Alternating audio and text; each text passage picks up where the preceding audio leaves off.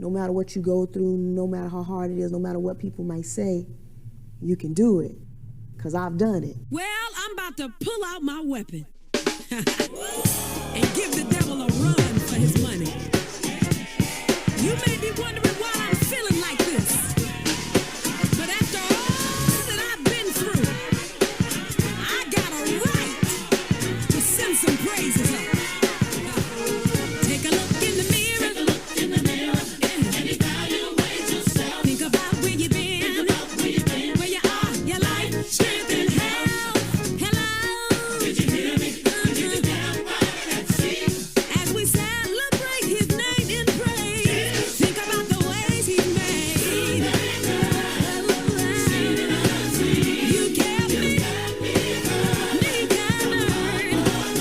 To show my gratitude to you, I'ma get my dance on. If you feel you need to dance, take advantage of the chance. You better get your special sound. Go. Come on. Come on. Pajam, baby. From the Podcast Detroit studios and Zoom everywhere else, The Making of Champions. Professional boxers inspiring amateur athletes to become champions.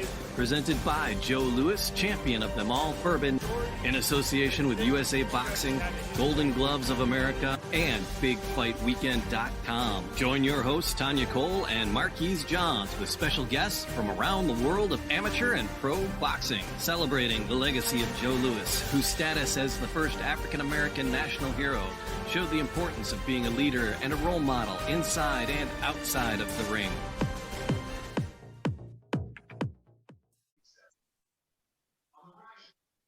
Thank you for joining us with the Making of Champions. We always have a treat to share with you, but tonight, this one's going to be phenomenal. Marquise Johns with Big Fight Weekend, who do we have with us tonight? Absolutely, Tanya. Thanks for having me on as always. We are joined tonight on the podcast by arguably one of the most recognizable female boxers in the world, a former four-time world champion, and way too much more that we're going to get into with today. We're talking to none other than the Fist of Steel, Chevelle Hallback. Chevelle, how you doing today, dear? Wonderful, man. Wonderful. And in fact, let me start there. First things first. Fist of Steel. Who gave you that nickname back in the day? What happened? Well, my very, very first fight, I knocked my opponent out in 30 seconds in the first round. And so after that, my trainer was like, Fist? He used to just call me Fist because whenever I would spar, I just throw him. I just throw my hands. So he called me Fist. But when I knocked her out in 30 seconds in the first round, he was like, Fist of Steel. That's awesome. That was Connie Close. I'm sorry, Ty, go ahead. No, I was just saying that was Connie Closer down in Miami. Yeah, exactly. In fact, Chevelle, because you're from my neck of the woods here. I'm talking to you currently from Tampa. So you're from my backyard in the beautiful city of Plant City. It is Plant City. That's right. So technically, you're pretty much the mayor at this point. So just chat me up just about your upbringing, something up in your neck of the woods neighborhood. Well, actually, I was born in Plant City. I went to preschool, kindergarten, 5th grade, and junior high school. But my father joined the military at the age of 8. So I've been all over the world. I left Plant City. I first went to Fort Campbell, Kentucky. Then I came back home, stayed with my grandmother for a little bit because I was homesick. And then we moved to California. And then from California, we went to Germany. So I graduated from high school in Stuttgart, Germany, but going back and forth between my parents and my grandparents. Well, tell us a little bit. At the age of 7, a particular boxer inspired you. Who was that? And tell us how that all came about and what happened from there. Okay. Well, I'm going to take it back a little bit. Okay. All right. I was 5 years old, right? And my mother took me to see Rocky 1. And so my mother, she's very animated. So in the middle of the movie theater, when Rocky was like getting beat down, My mother jumped up in the middle of the movie theater and she started screaming, hit him back, right? So that was 5. So then later, I'm home. My bedtime was supposed to be at 9 p.m. So I'm laying in bed trying to go to sleep. Supposedly already been asleep. And I heard something coming from my parents' bedroom again. Hit him back, hit him back. So I jumped up out of bed to see what's going on. And so I went and I'm at the doorway of my parents' bedroom and I'm looking. And that's when I saw Muhammad Ali and Spinks. And it took me back from when she took me to see Rocky, right? And I was like, oh my goodness. And so I stood there and watched our entire fight. Savagely, and has treated him as a young bull with so much to learn.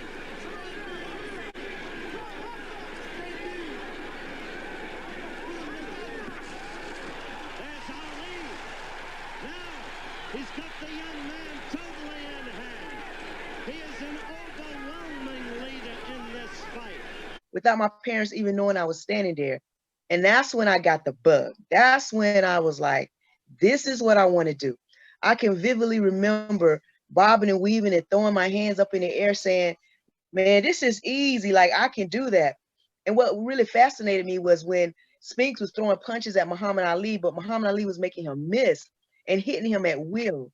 So that really I want to do that. So I went to bed, went to sleep, just wishing that I can become a boxer. And years later, at the age of 23, I was over some friend's house watching the Mike Tyson fight. And so, Mike Tyson, the main event, and usually the undercards, people not really paying too attention to that because they're waiting for the Mike Tyson fight.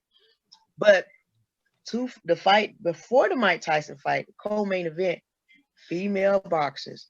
And I thought I was about to lose my mind. And everybody else was looking at me like crazy, like, what's so exciting about that? Not knowing that, hey, at age 5, and then at age 7, I'm like, this is what I want to do. And I didn't know anything about female boxing. And as a matter of fact, that moment when I saw Muhammad Ali, it never entered my mind again until I saw the 2 fights, the female fights on the undercard of Mike Tyson. And that was a Saturday night.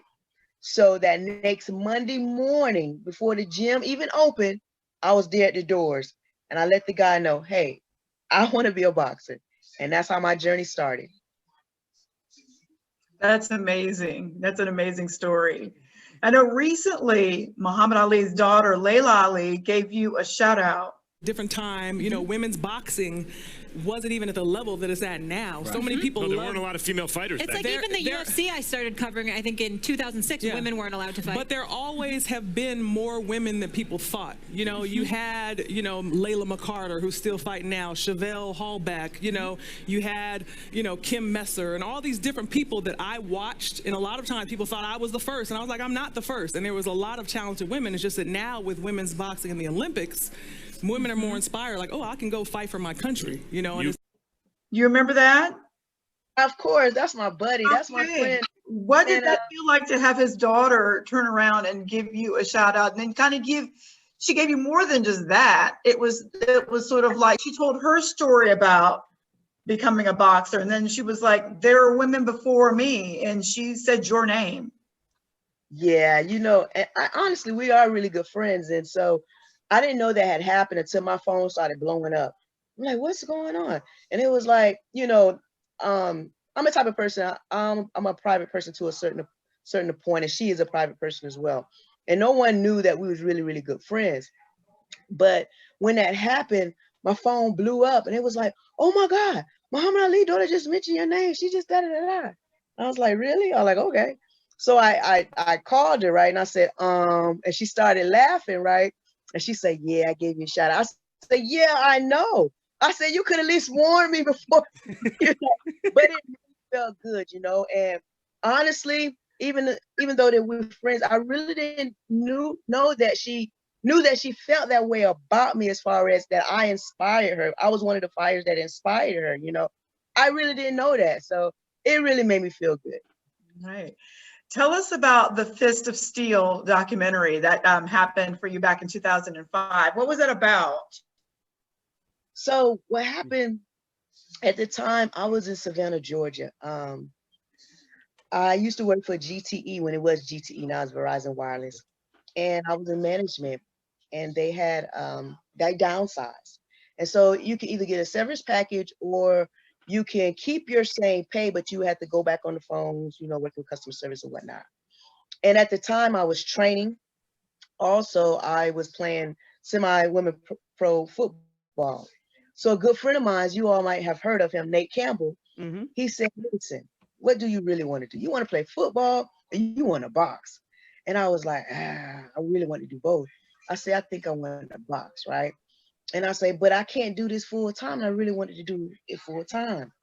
But when they downsized at GTE and gave an option, I was like, this is my opportunity to try to pursue boxing full time. So I went ahead and took the service package, not knowing what I was going to do afterwards, really. So because I made that commitment, Nate said, okay, I'm going to introduce you to someone.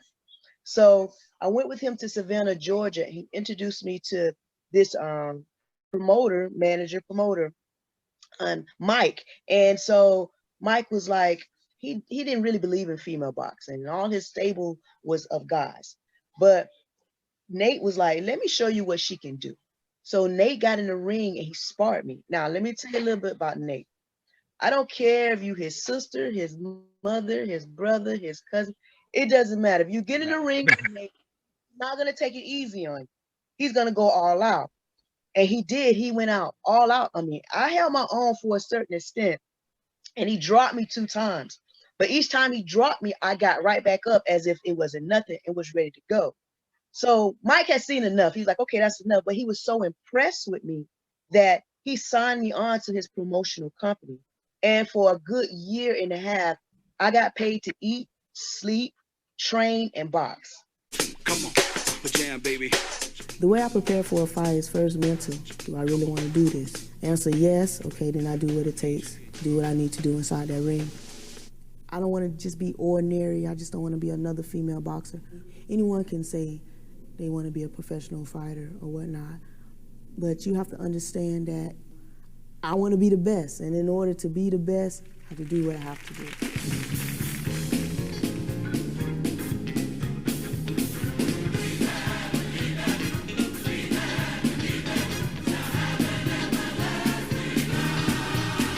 So that's how that happened.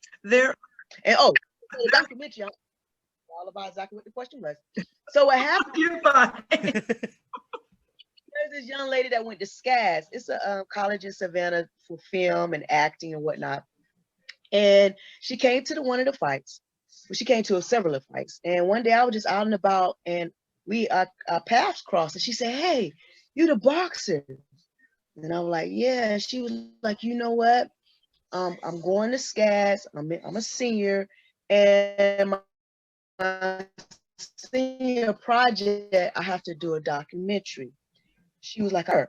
And she followed me for about like a whole year. So she did the documentary. She got an A and everything. So about 2 weeks later, she called me up and said, "Listen, the Tribeca Film Festival is happening, and I would like to submit the film." She like, "This is the last week for submission. How do you feel about it?" I was like, "Go for it." And she did, and it was accepted, and I was shown in a big screen in New York. So that's how that film festival to get into. Yeah. A couple of things that I noticed in that documentary is the pinpoints of sort of your mom. She talked about not wanting you to box, your faith, and then your dedication. Can you talk a little bit about each of those points? She believes, that when she did believe that being a woman, that being in the ring probably wasn't the best thing for me. I don't have any kids. And so she was like, if you ever wish to have kids, what would that do to your body being into the ring, taking punches to your head, taking punches to your body?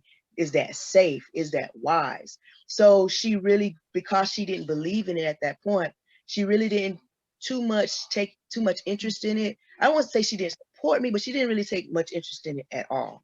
And that was in the beginning. But at the same time, I'm a strong-minded person, and I get it from my mother. And she mentions that in the film. I'm a very strong-minded person, and if I set my mind to do anything, it really doesn't matter if whom is for me or against me. If my mind is made up to do something, I'm going to do it. I'm going to do it to the best of my ability. And to the ones that think that I shouldn't or didn't believe in me or didn't think I could do it, now I really got something to prove, and I'm going to prove you wrong, right? So because I became very good at it, and she saw that it was like almost a gift, my athleticism, she was like, wow, you know what I'm saying? And she jumped on board like very much all right if one of my sons wanted to be a boxer. I'd probably even help promote them. I'm her child, number one. I'm her daughter, second. It's not too many mothers, whether it be male or female, there's not too many mothers want to see their child in that ring. I'm okay with my sons boxing. Yes, they can get hurt, but with female boxing, my daughter holds the carriage of life, the womb. My boys don't. I guess she just doesn't feel that being a female, that this is a sport that I should be in. As a woman is a special thing that God has given. A woman is the weakest vessel. I don't think on the onset that she would have been as rough as she is if it had not been for me. So a lot of what she has become with the roughness is because of me. She's proud of me, and she do support me. Do she really want me to do it? She don't want me to do it. First, she would not come to any of my fights. Now, she would watch them on TV, and she would scream as if she was there. But as I was better and better, and I got more recognition, and she really saw that, you know, that I had something there, and I was okay once I got out of the ring and everything. And each and every one of my fights now, she's there. She's there. And she like, went. Does she sound like she did when you were 5 and you heard her in that bathroom, in the bedroom screaming, hit her again, hit her again? Yeah. She would stand up, and she would, one time, she stood up and she said, if you don't hit her back, if you don't, I'm going to get in there and I'm going to put her behind. So yeah, she's very, very animated, and you would think she was fighting the fight for me outside the ring. Good, so yes. Good. And how has she connected you with your sense of faith?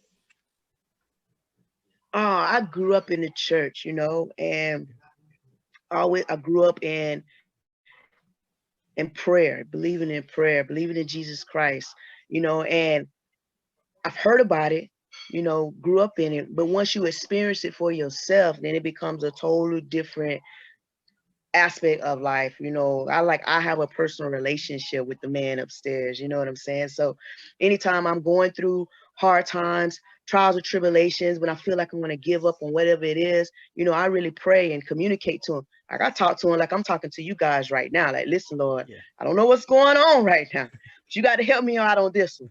So I really do have a strong faith and a strong relationship with the man upstairs. And I thank God for my mom that she brought me up that way, because sometimes, you know, human beings, you can tell them all day, every day. Sometimes, you know, you think that is between you and that person, and they might tell somebody or this and this and that, but you can always confide in him and know it's not going to go anywhere. And on top of that, he's going to help you in your time of needs. And I don't think we can say any more after that. Yeah. We'll take a break. We'll be right back with the Making of Champions in just a moment. I actually only remember seeing my dad about 3 times in my lifetime. He meant the world to me. My mama told me he couldn't even pay $10 a month in child support. I have so many unanswered questions in him.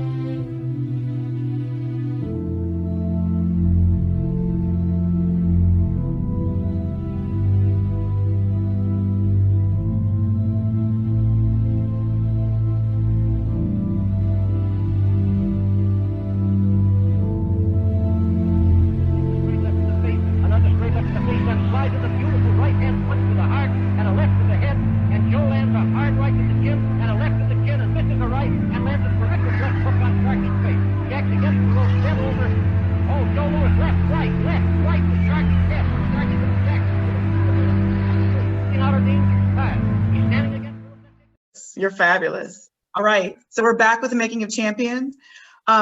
Speaking of your commitment, your faith, your mom, the man upstairs, God, tell us about your newest venture. Now, I understand that with your documentary, Fist of Steel, that it was shown at the Tribeca Film Festival, but you yourself are your own filmmaker now. So tell us about your newest short film, Papa Was a Rolling Stone. Tell us about that, because what struck me when I saw the trailer for that were these same tenets of mom, of faith, and the spiritual aspect of loving and letting go. Yes.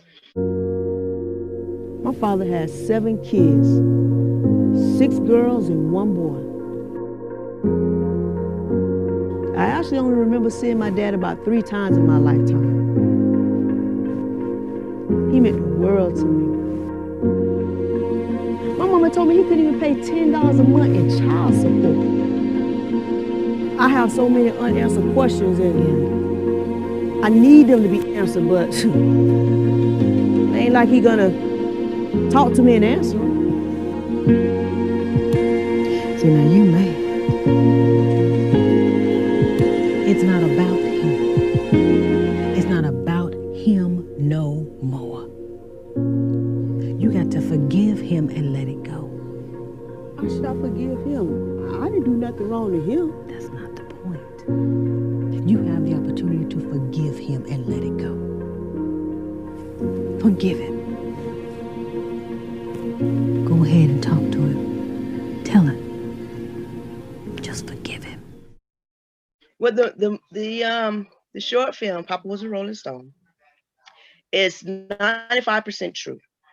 My biological father, him and my mother had me at the age of 19. So he, through his sisters, I've found out that he really did care. It's 7 of us, 7 girls. It could be a little more, but I know for a fact 7. And we all got different moms. So that's why the name is Papa Was a Rolling Stone. And he was young. And growing up, I can remember seeing my father maybe 3-4 times. That's included in the casket. And I do remember him promising me to take me to the amusement park. I remember him asking me to come visit him when he used to live in Connecticut, and it never happened. And I found out the reason why. And I was okay. Honestly, I was okay. I really wasn't too sad about it. Like I said, the way my mother raised me, you know, I really wasn't too sad about it. But as I got older and an adult, there was a lot of questions that I needed answered from that side of the family that only he could answer. And I got upset about that I never really got the opportunity to get to know him, especially as an adult. But as we grow up, you know, sometimes we can hold on to things that will prevent us from going forward in life. And he's dead and gone. No sense of me holding on to anything, even if he was alive.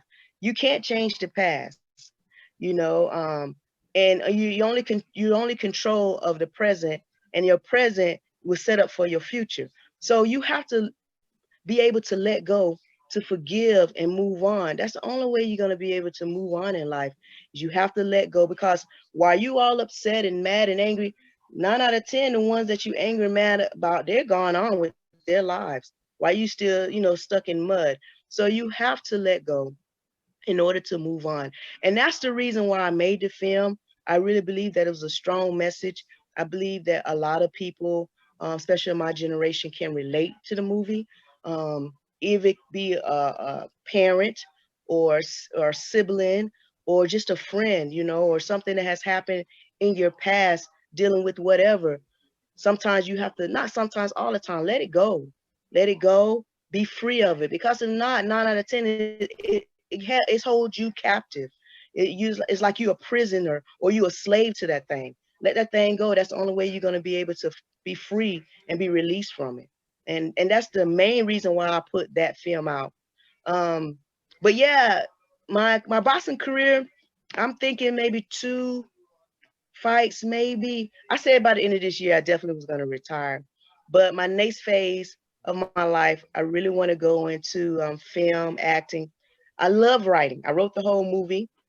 I did have a co-writer, the lady that acted in with me, Yes. Miss Sandra.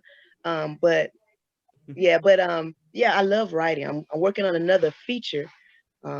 Yeah, so I love writing, I love acting, and I produced a film. So that's my next phase of my life.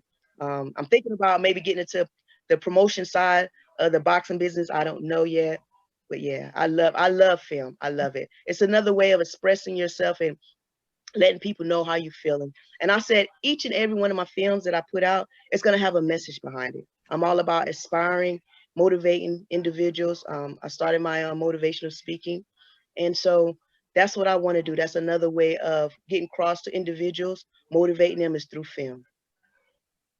So speaking of that, I know that you've been in two, I guess that I'm aware of, the David Makes Man and then and those Yes. two particular, I guess one is on YouTube and then one, of course, is on OWN. How was that experience? And did you ever get that main part that you were trying out for? No, but it's okay. David Makes Man, I was, background actor, but I was in a lot of scenes.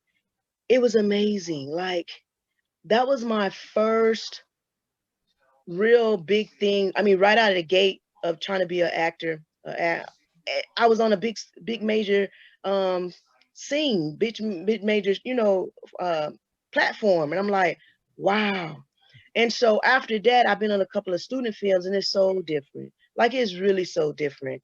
And I was just blessed just to have that opportunity to be on on the big screen.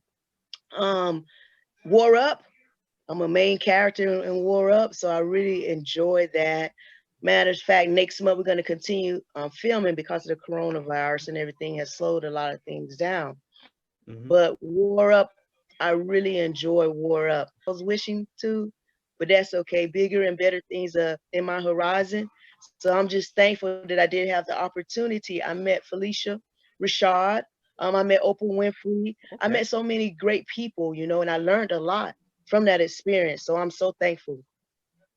Are you considering taking Papa Was a Rolling Stone on sort of the circuit in terms of film festivals? Because I know that you were just on TV recently with Cranston Cumberbatch, and he's with the Sunshine City Film Festival. Have you put your film in his festival? Because that's one of the top festivals around.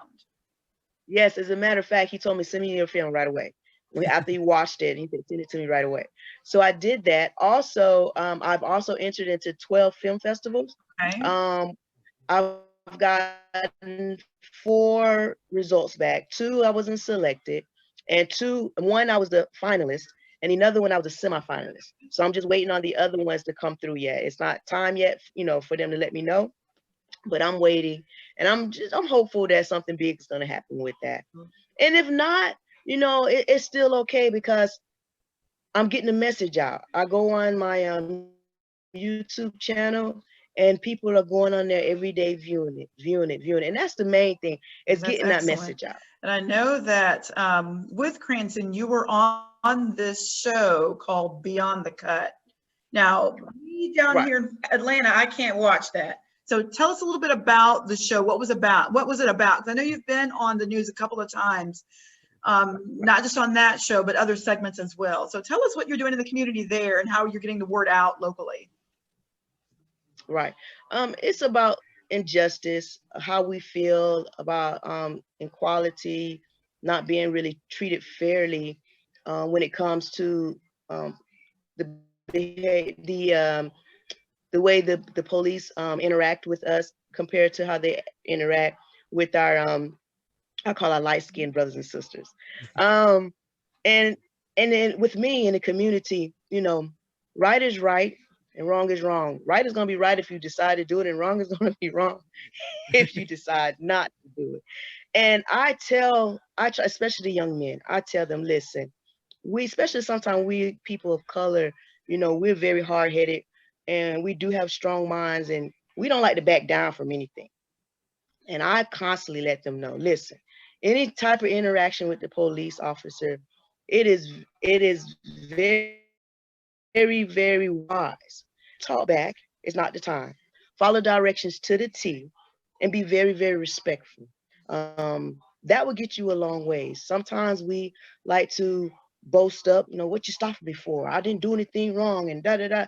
That's not the time, because 9 out of 10, when it comes to people of color, your life is dependent upon how you interact with that officer. And sadly to say, whether be white or black, you have to be careful. So I always try to talk to the youth, and being respectful. I think that is big. And also treating people how you want to be treated. Don't do tit for tat. Just because they're doing wrong don't mean you have to do wrong. That's very big. And in the discussion, we just had discussion of how it makes us feel or what's going on in the society today, and any changes that we can do individually within our community to try to make a change. I know you said something that was poignant. It stuck with me. It was so simple, but so poignant. You said that trouble is so easy to get into, but so hard to get out of. Yes, that is so true. And my grandmother taught me that. I mean, I used to be a little bad or something, but I was always respectful, and I was hard-headed because I had a strong mind, but very respectful. And she would always tell me, whenever she, get after me for something, she said, listen, trouble is hard. It's so easy to get into, but it's hard to get out. Keep on. Stop being a hardhead. You make your bed, you're going to have to lay in it, So that always stuck with me, and even, through personal afflictions, my personal life or whatnot, that statement has came true so many times. It's so easy to get into things, but it's a devil getting out of it. It certainly is. Now, I wanted to segue over from that, what you just said, over to what you call yourself as the motivational storyteller, because you mentioned previously about you wanting to talk to youth. And I know that you've got this new venture going on. I think you just got back from Jacksonville from a gig. Is that right? That is so true. Tell us about what you're doing with that and what's your message to the youth that you're speaking to. Right.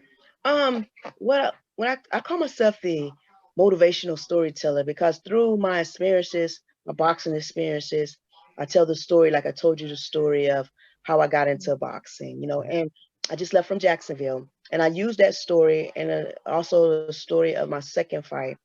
And I talked about passion, persistence, tenacity. Those 3 principles has what helped me, especially get through trying times, when I want to, sometimes when it seemed like things wasn't going my way, it wasn't going right, I used my passion for what I love to do to keep going. My tenacity, my determination. I'm determined, hell or high water, I'm gonna do it. And persistence, you got to keep at it. You got to keep at it no matter what. Coming forward, pressure, bringing the heat, and McCarter's looking to counterpunch and box. See Hallback's knockout ratio there, 38%. McCarter only 6%. Not a knockout puncher. Hallback has the attitude that she can do it on her own, just pressing forward, creating offense. McCarter so far has the attitude, has shown us, that she needs a little help. She's pressing spots, but she wants to keep Hallback off balance, and she wants Hallback to help her a little bit, like that. To reach in a little bit, come forward, get a little reckless. McCarter wants to be able to take advantage of that recklessness. She wants to box so far. And I use my experiences and what my trials and tribulations through my boxing career. I tell the story to motivate people. I tell them, sometimes outcome wasn't always good. For example, my second fight, I didn't train as hard as I should have. Because my first fight, I had just knocked out the female Hulk Hogan in 30 seconds. So I felt that, hey, I had everything in my arsenal to win and fight and be successful in front of anyone they put in front of me. So why even train as hard as I needed to? Well, my second fight was against Lucille Riker, the baddest female on planet at that time. But rounds 1 and 2, I actually beat her. And I felt that if I would have trained hard like I did for my first fight, I probably would have, been able to last the whole round. And if she would have beat me, it would have only been by decision, and not how it ended. So, it's a lesson in any stories that I tell, and I paint a picture. I get very vivid with it. I paint a picture, and then I drive the message. And so that's what I want to do with the youth, or if female, especially. I have a speech that says, "Don't let age defy you." I'll be 50 years old this year, and I get so many times, "Well, you're too old. You need to stop. You need to this." Don't tell me what I can and I cannot do. Age does not define me.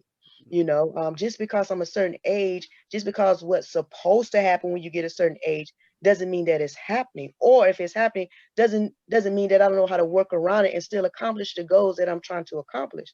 So each and everything that I tell, that I speak about, it has a message. Would you fight Cecilia Brækhus if you had another opportunity? Listen, after that fight, I ran after that girl for 3 years. I called her out on every platform that you can think about. I hit her up on all her social media. I begged her to the point where she said, "Okay, your next fight, if you win, I'll give you the rematch." Won my next fight. My fight after that, my fight. Still would not get a rematch. So, yeah. Yeah. If she say let's do it, let's do it. But I'm tired of running after that rabbit. So there you go. Marquise, fill us in a little bit about her. What's going on with her, Cecilia Brækhus? Actually, I'm gonna bring that back actually, because you mentioned Cecilia Brækhus. I don't think you meant to run after her anymore, actually, Chevelle, because as you know, the current champion is Jessica McCaskill, who Cecilia Brækhus lost to last go round, and has this rematch coming up as well in March, which I think may be the same result. If the possibility, because you mentioned before that you wanted 2 fights, and you mentioned despite your age, you don't sound like you're ready to play golf just yet. You're still ready to fight here. So my question to you is, just give me the landscape of what you think of the women's division and your division at 147. How do you see it shaping out? Because currently, as we speak right now, as you know, you're third in the country. Jessica McCaskill's first. Laila McCarter's second. You beat her, I don't know, 50, 100 years ago, and now you're number 3. So just chat me up about all of that. Yeah, man. Laila, that's my girl. That's my homegirl. That's my bestie. And we fought twice, and both fights was great fights. And like you said, that was years ago. And we've talked about it. We're not trying to fight each other, but if it has to happen, they're gonna have to give us a whole bunch of money. You know what I'm saying? Because that's how we roll. We fight each other. Jessica, talented fighter, and I would believe that a fight between us would be really good. I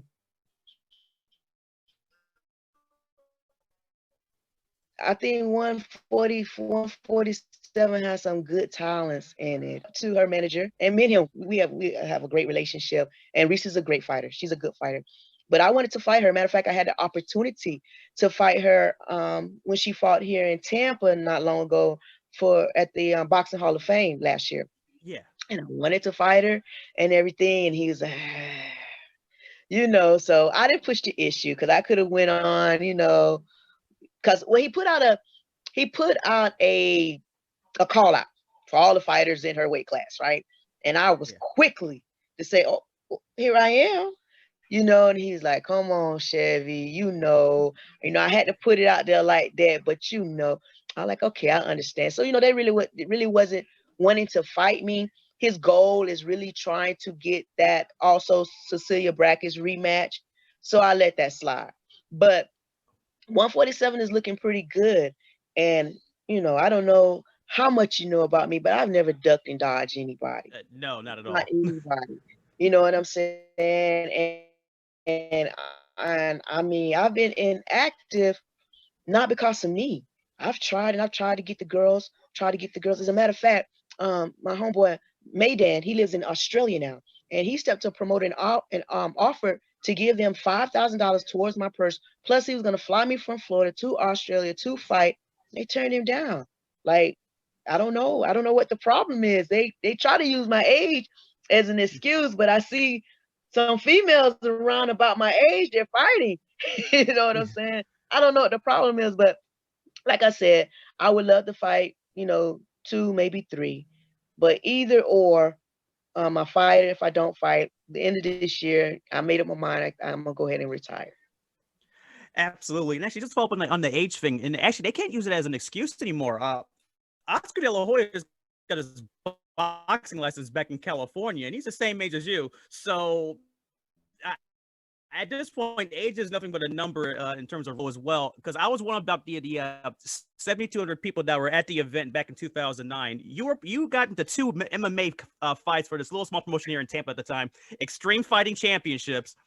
Just like walk me back to that experience, because you knocked out Melissa Vallejos in about 41 seconds, and the hospital for the local Tampa General Hospital was on standby immediately for about 5 or 6 of those fights that night. Just walk me back for that whole experience. Man, listen. Woo, that was something. So John Prisco, I can't think of his last name right. John Prisco. He was the owner of XFC, right?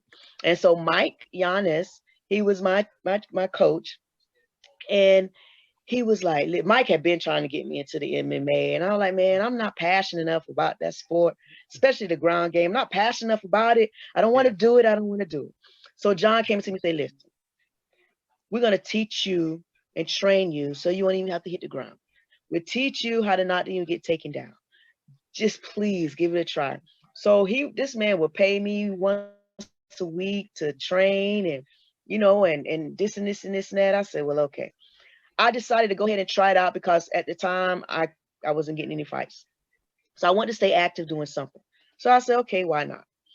That first fight, I'm not gonna lie, I was so nervous. And what you saw the first round was pure nerves. I went at that girl, and then when we hit the ground, I really freaked out because I didn't know anything about the ground. I knew how to sprawl. That was it. I know how to hold you in my guard a little bit, but I don't like to be on my back. I'm thinking I'm losing. I'm on my back. So I went at her, man, with everything. And when I knocked her out, and my power, I guess, was too much for her. And then she talked so much trash before the fight, knowing that was my first fight. Oh my goodness, I was so happy. I was on cloud 9. That was the first one. I'm gonna give you, I don't know if you saw the second one because it was in Tennessee. Now the second one, totally different. Sometimes my conceitedness that I have, sometimes my big head gets in the way. Okay, so we're fighting. I can't even remember her name right now, but we're fighting. I had her, man. Oh my God, I had her. And she was going down. I had up against the fence, well, not the fence, the cage, and I was beating her, boom, boom. And she was about to go down. I was like, I think I could take her down. I'm gonna pick her up and slam her and take her down. And I picked her up and I slammed her, boom. And when I slammed her, some kind of way, she reached up and grabbed me and brought me down with her and put me in a triangle. And I said, uh-oh. I'm looking around like, uh-oh.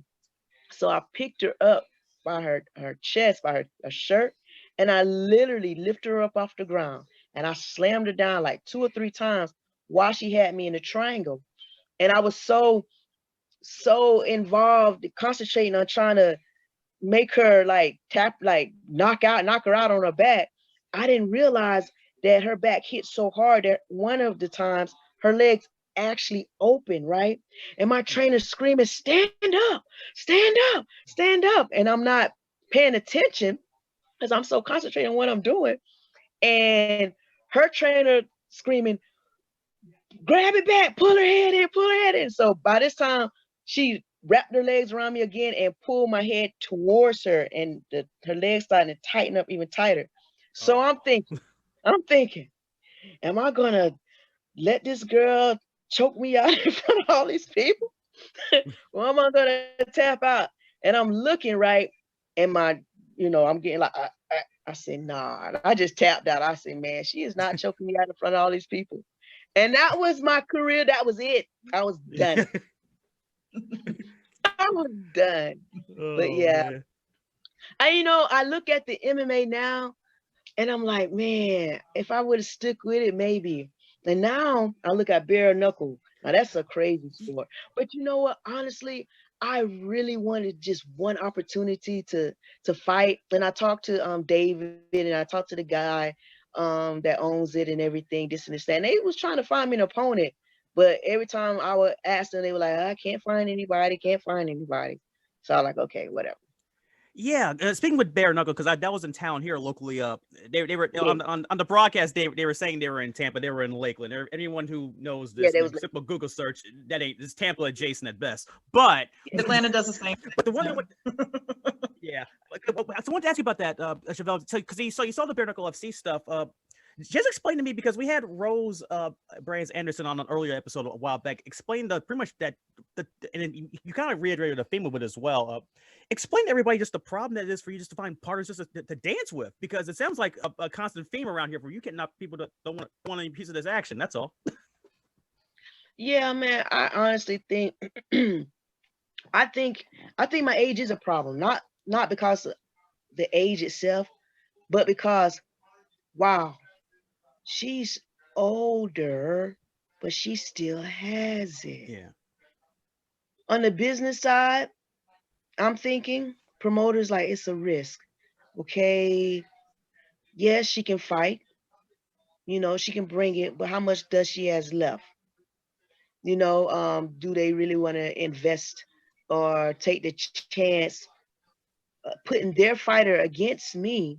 I beat their fighter. Then now what do they have?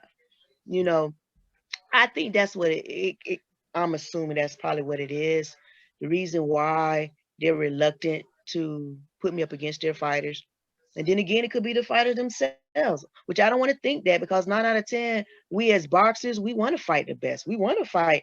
We want a challenge, you know. Well, when I was coming up, that's how I was. These new age boxers, I don't know.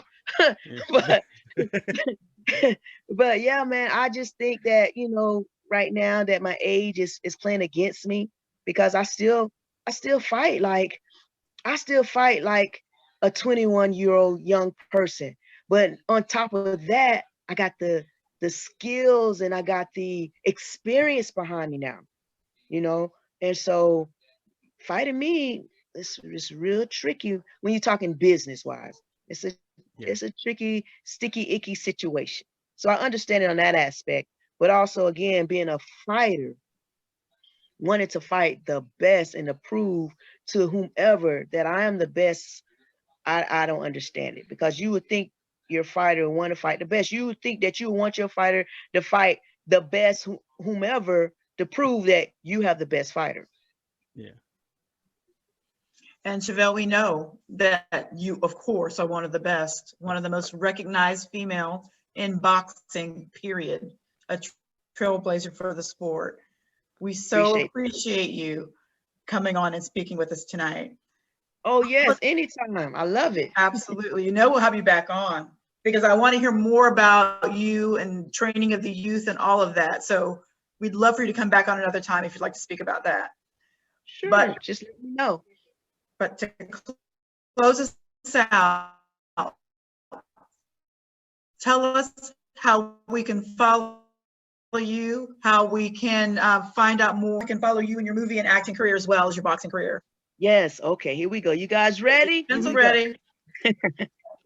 Okay. I'm on Instagram. I have 3 Instagram accounts. You got Chevelle Hallback, which is Chevelle Hallback.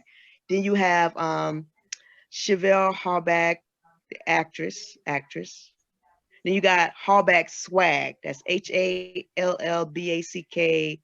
_ swag. That's all on Instagram. I'm on Twitter, Chevelle Hallback, but just take the K away, because the K didn't fit. So Chevelle Hallback on Twitter. And then Facebook, Chevelle Hallback. And also LinkedIn, Chevelle Hallback. And I have a YouTube channel where you can catch Papa's a Rolling Stone, and also any of my upcoming films. And that's Chevelle Hallback on the YouTube channel. Thank you so much for that. And if you ever need extras, Marquise and I are game for that. Yeah. All right. Just gotcha. You know. Marquise, how can we find you? You can find me on at Twitter at Weak Sauce Radio or at the website for boxing news, bigfightweekend.com. There you go. And you can find me and Chevelle and Marquise, this particular episode of The Making of Champions, on YouTube or on the Joe Louis Bourbon Facebook page. Thanks so much. Good night. Good night. I think Michael's going to. Well, let's say hello to senior writer, bigfightweekend.com, Marquise John.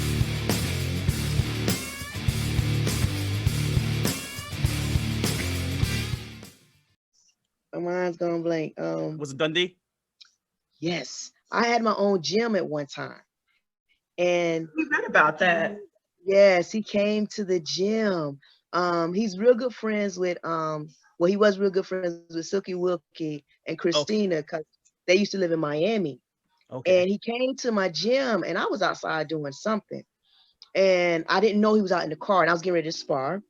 And so I went in, got ready and everything, and I was sparring, and I was all into my sparring. I was sparring this guy. Pop, pop, pop, pop, pop, pop. And then after the round ended, I looked up. He said, "Young lady." And I looked, and my heart just went into him. I was like, "Oh my God, you, right?" And he was like, "You really can fight. I mean, you can fight for real."